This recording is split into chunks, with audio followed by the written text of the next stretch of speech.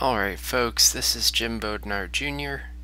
I am going to walk you through using Javafoil, and it's an online program that you can use to design supermodified wings. In fact, this is the wing that I designed with it over the winter of 2012-2013. Started in early December of 2012, finished it probably mid-January of 2013, and then shipped it to my dad, and he and Dave Schulich put it together off of the plans that I'd sent them. Well, before we get too far into this, I wanted to explain something about the wing design. You see the cursor where my hand is. There's a sticker on the inside of the wing. It's actually a sticker of the Air Force Research Lab. Not everybody knows it, but I'm active duty Air Force. And so when I sent the design to my dad and Dave Schulich Sr., Dave Schulich Jr. asked me if they could put my name on the car as helping out with it. Well, compared to the amount of work that my dad did designing the entire race car and building it by hand from scratch, I didn't really think that was appropriate. So as a joke, I sent them the Air Force Research Lab logo. And so they put that on there to kind of honor me, even though I don't work for the Air Force Research Lab, and I actually am a commander of a squadron that launches rockets. So we have as little to do with airplanes and wings as you could possibly imagine. Alright, with that said, let me tell you a little about where we're going. If you look here, I'm typing in a search for Javafoil and Martin Hepperly. He's the guy that designed it. You'll see it's the first Google result. And so when you click it, this is where you end up. And you get all these little menus here on the left. Tells you a little bit about Javafoil. It also has some good reading, some tutorials to help you figure out what Javafoil can do and a little bit of how to use it. But it's not intuitive. It took me probably 3 weeks to just figure out how to use it. And then after I did, actually designing the wing was fairly straightforward. It was just a matter of playing with shapes until I saw something improve, and I tried to figure out why it improved, and then I continued to change it until it got better and kept moving in that direction, or if it got worse, and then I'd backtrack and try something different. Alright, so when you click the applet on the bottom left, it'll ask you if you want to open it, and you click yes. As we wait for this to open up, let me just say I'm not an expert in this, but I'll show you what I learned. It seems to work for us. Hopefully it'll work for you too. Alright, here we go. So when you open it up, this is what you see. First thing you'll notice is that there are a number of dots around the shape of the wing. It starts off with, I think, 61. I always change it to 100. It's basically straight lines between all the dots. If you do 15, see what it looks like. I put 100 in there. It seems to make a nice smooth wing. The next line is the thickness of the wing, then the camber of the wing, and camber gives you downforce even at 0 angle of attack. So see, that would give you downforce, that curvature of the wing. And so you just play with it. 8.5 or so camber is good. You can move where the camber in the wing is. You can create a funky looking wing that has the bend way up in the front, or you can slide that bend all the way into the back. 40 is what the standard is, and I just left that one alone. Camber 40 seemed to look like a wing to me. A little about Martin Hepperly. He's a smart guy, but I think his interests are in model airplanes. He's designed a number of wings for model airplanes, and so he might have designed Javafoil to help people design model airplane wings. And that's where I learned a little bit about wings too. My dad and I used to scratch build model airplanes, remote control planes. Alright, all of these points around the wing are represented by these numbers over here.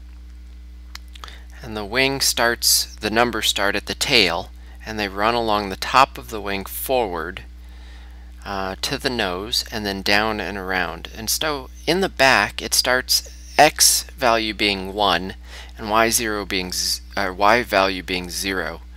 And then as you move forward to the nose, X is 1, and then y goes up positive and then back down to 0. And then as you go to the bottom part of the wing,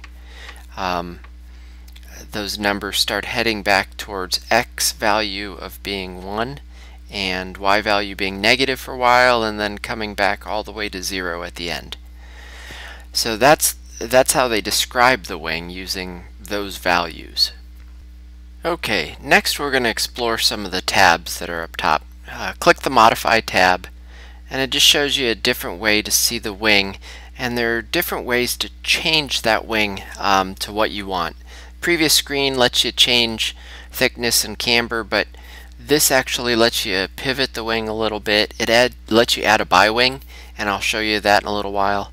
But let's look at the other tabs. I really don't know what all of these do, so I try not to mess with any of them, except when you get to polar. Polar is the key.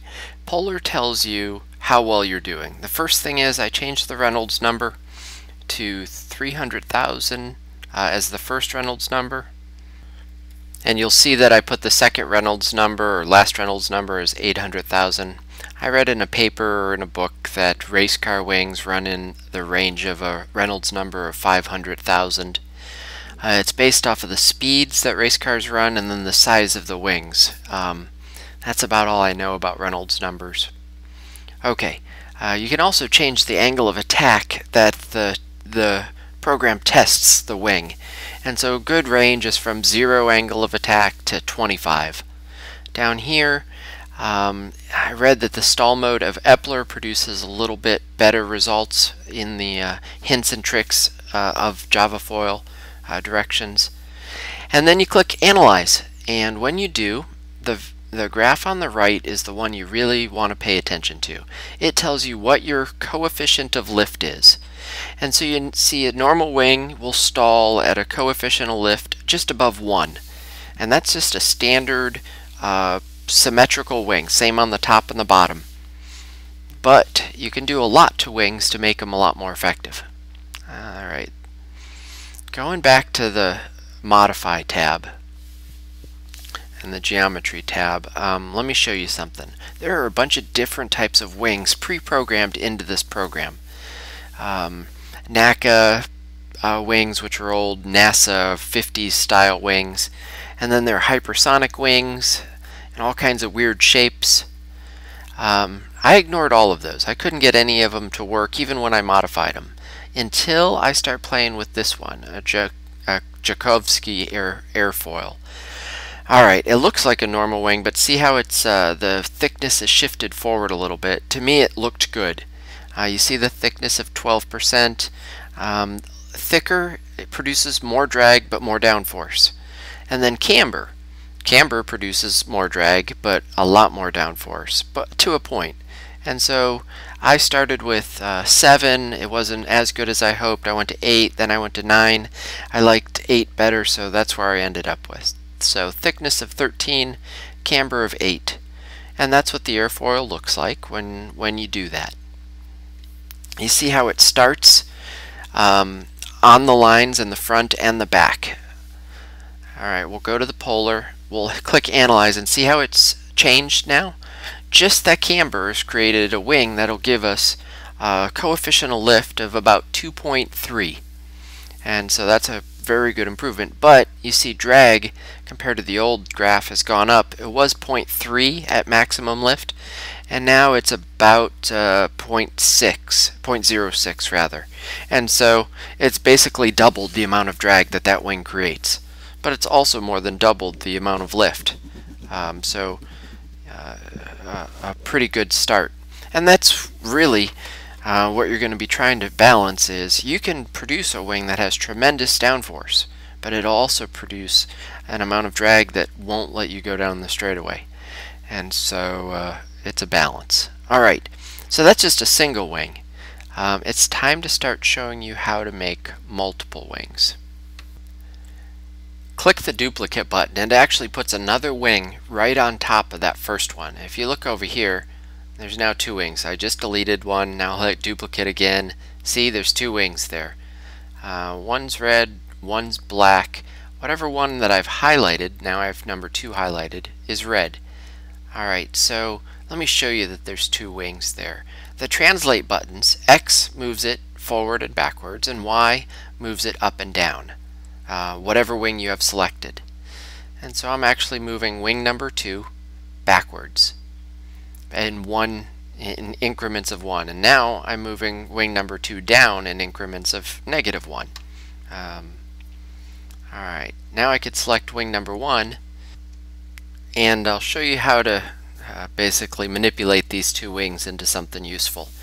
I read in an old NASA research paper that wings work best when the main wing is about 65% or 75% of the total length, and then the tail wing makes up the rest of it, so between 25% and 35%. So 65, 35, or 75, 25, something in that range for the main wing and the bi-wing.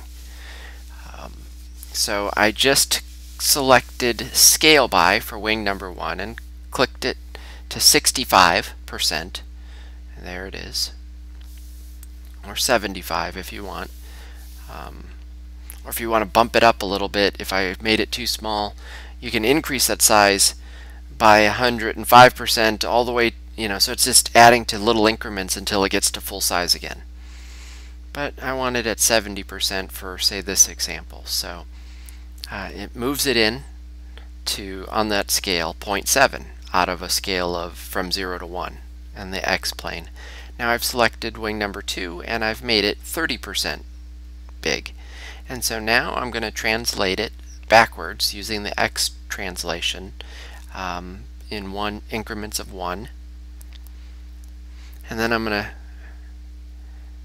move it a little faster by increments of 5. Okay, done there. Now I'm going to move it up by going +1, one at a time, until it's right on the line. So what I want is them to lay nose to tail, and the total length to be 1. This is crucial to being able to compare measurement to measurement. And so when you click that polar button, it will give you an accurate reading based off of these two wings. Of course, they're not in the correct orientation right now. We're going to have to adjust some things here, and I'll walk you through how to do that. Okay, the first thing I need to do is move that second wing a little bit. I see it's not quite perfect. I want that tail to be right down on the line, so it says 100. And so it needs to go down, so that's the Y translation button, and there we go. Okay, and so I've got it from nose to tail, and it's not overlapping and there's no gap there, so I've got it just about right. I just adjusted the scale of wing number 2 because it was a little long, so I put a 99% and bumped it down, and now wing number 1, 99%, bumped it down.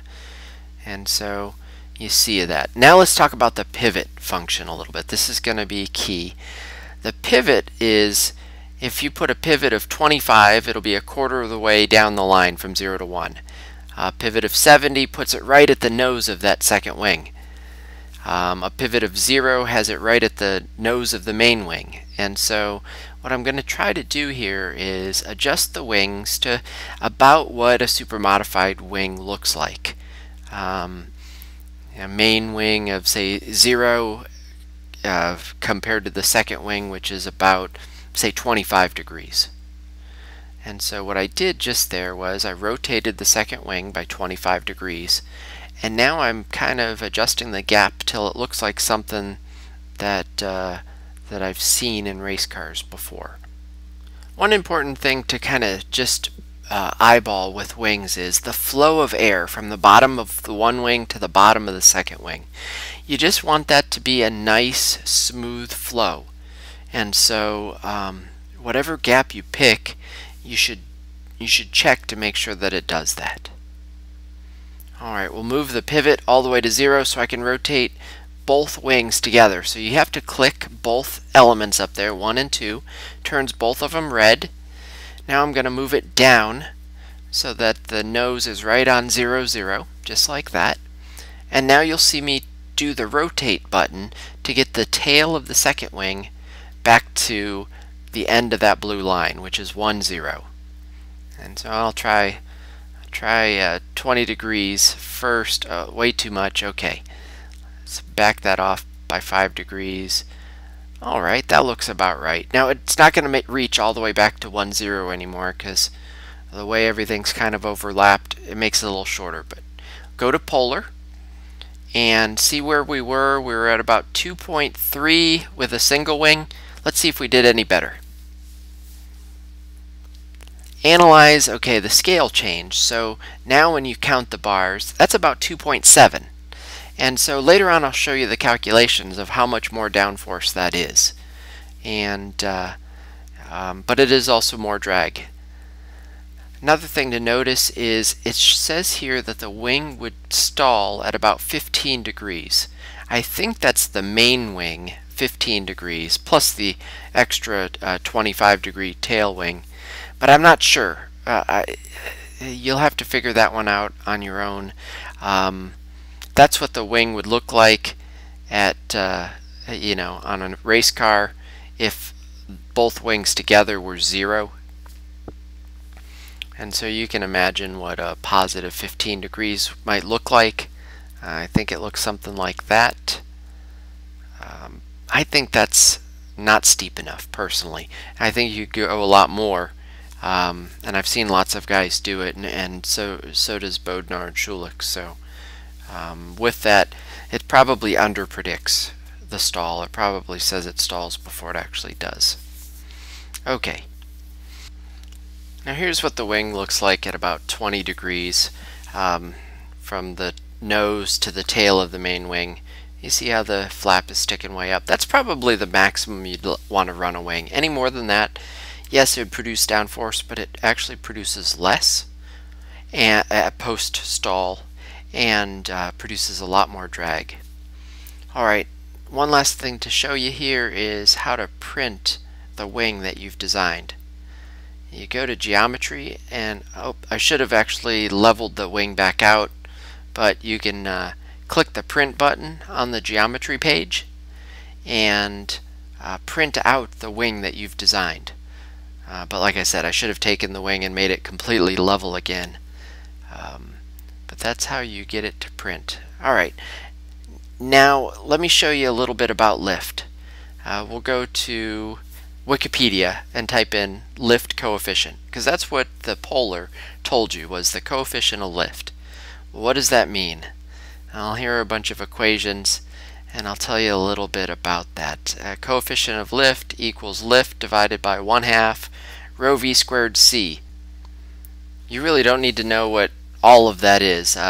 You can do a little more searching for lift, and I'll actually show you a website where there's a website that solves for lift. All you have to do is put in the values. But there's how to actually solve for lift. That's them changing where all those little letters were. Lift equals 1/2 rho v squared. A is the area of the wing. CL is the coefficient of lift. Alright, that's all great. Wikipedia is a great resource. Gives you some background. For example, it shows you how to read lift curves, polar curves, coefficient of lift. But let's find that online lift calculator. I did a search, and here's what comes up. Airplane Aircraft Wing Lift Design Equations Formulas Calculator by AJ Design Software. AJDesigner.com. Now you calculated a lift of 2.7. Air density is 1.225. You just have to trust me on that one. Velocity, I always do everything at 100 miles per hour. So I changed this part over here to miles per hour. I put in 100. And then the surface area of the wings, 24 square feet. Find foot squared there and click calculate. Those are the numbers. 2.7, 1.225, 100 miles per hour, 24 square feet. I go down to lift force, pound force, and it's 1,656 pounds. Now watch what happens if I improve that lift coefficient by just a little bit. 2.7, and now it's 2.75. When you look down at the increase in the lift pounds, you see that it's gone up by 30 pounds. Pretty significant change for just making a small improvement.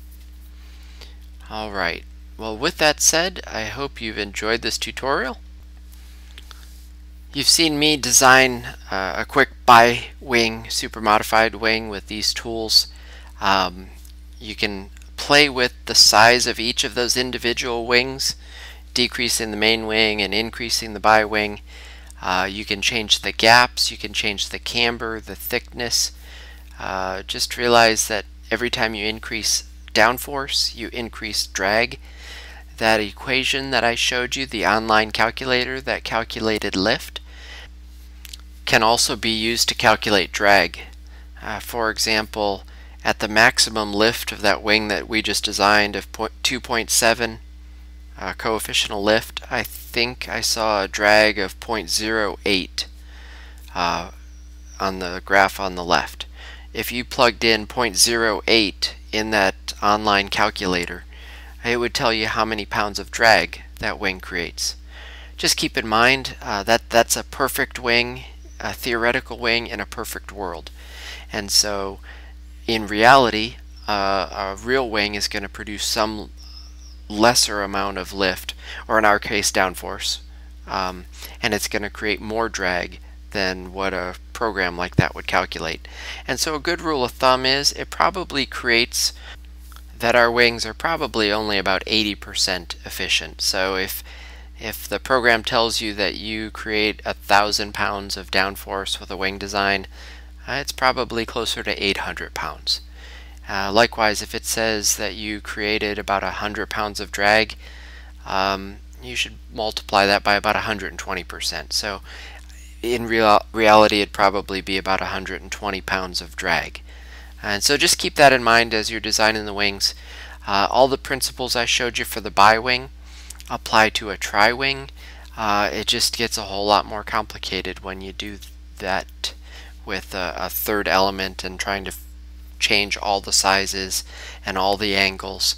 And so literally you can play with this program for several weeks, just trying to refine things and fine-tune things and get that right balance, that right lift curve, the right amount of drag, and something that looks appealing and looks fast as well. And all of those things went into the Bodnar wing.